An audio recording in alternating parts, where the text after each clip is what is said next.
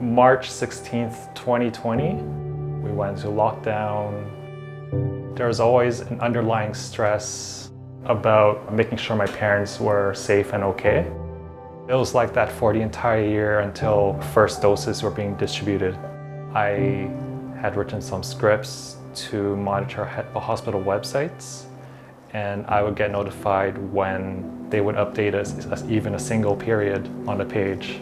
That's how anxious I was. And while I went with my dad and was waiting for him outside the clinic, I noticed people waiting for any leftover doses. So that made me realize I could do some good sharing these notifications that I was still getting with the public.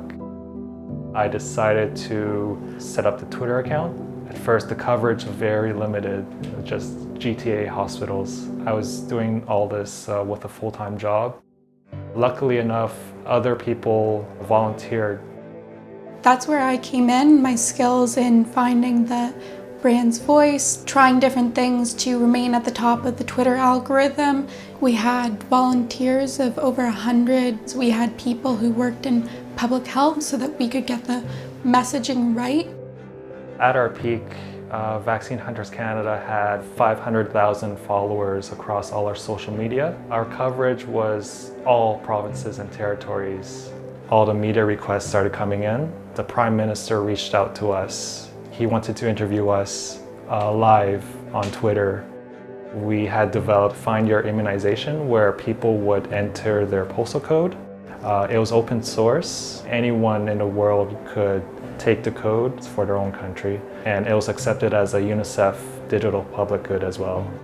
The feedback, a lot of thank yous, positive messages. One of the things that guided me through this journey was to always look to be a helper in every situation. Like if there's something wrong, you gotta look for the helpers. I'm most proud of the team. We were all strangers working from home in a lockdown. We had this opportunity to make a difference in the country.